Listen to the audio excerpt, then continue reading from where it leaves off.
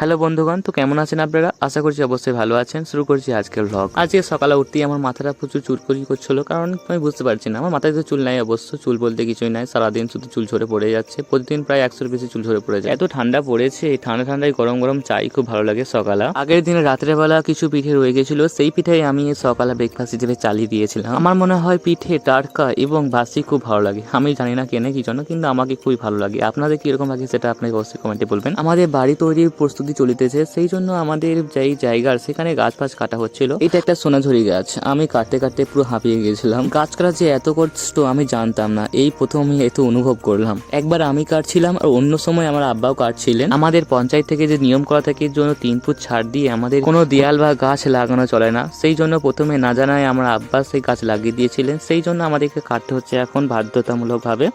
এই গাছের সাথে আমাদের কিছু ফলের গাছও ছিল, সেইগুলো কাটতে খুবই মন খারাপ হচ্ছিল, কারণ সেটা আমরা খুবই ভালোভাবে মানুষ করেছিলাম।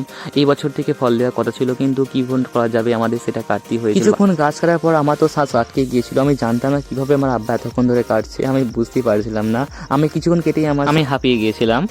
এখানে ফলের গাছ ছিল, যেমন জাম গাছ, সেটা আবার গোলাপ জাম গাছ, সেই বড় বড় কালো কালো বা প্রচুর মিষ্টি খেতে হয় সেই রকম গাছ। জাম গাছ বাদেও ছিল আমাদের পেয়ারা গাছ, প্রায় 3টে পেয়ারা গাছ, 2টো কাঁঠাল গাছ, সেগুলো আমাদেরকে কাটতে হয়েছিল। তারপর আমি বাড়ি চলে এসেছিলাম, কারণ আমাকে কলেজ যেতে হবে, আজকে কলেজ আছে আমার। মায়েরও রান্নার প্রায় শেষের পথে হয়ে গেছিল। আমি মাকে জিজ্ঞাসা করছিলাম যে রান্না হয়ে গেছে, মা বললো হ্যাঁ হয়ে গেছে, শুধু তরকারিটা নামাবো। আমাদের বাড়ির অবস্থাটা খুবই খারাপ হয়ে গিয়েছে, কারণ ঘর ভাঙা হচ্ছে, সেই জন্য কোনো কিছু রাখার জায়গা পাওয়া যাচ্ছে না। কলেজ যাওয়ার পথে আমার এই চোখে পড়ে সরষের ফুল, এগুলো খুবই ভালো দেখতে লাগে, শীতকালে অবশ্যই এগুলো ফোটে। যখন আমি ছোট ছিলাম তখন আমি স্কুল থেকে বাড়ি আসার পথে প্রায় এই সরষের ফুল ছিঁড়ে ছিঁড়ে নিয়ে যেতাম। কলেজ এসে দেখি অনেকজনই পৌঁছে গিয়েছে কলেজ, আমি একা নয়, সকাল সকাল অনেকজনই এসে পড়েছে। বেসিক্যালি আমি সাইকেল আসি, কারণ আমার বাসের টাইমের সঙ্গে আমার ছুটির সময় মিল খায় না, সেই জন্য।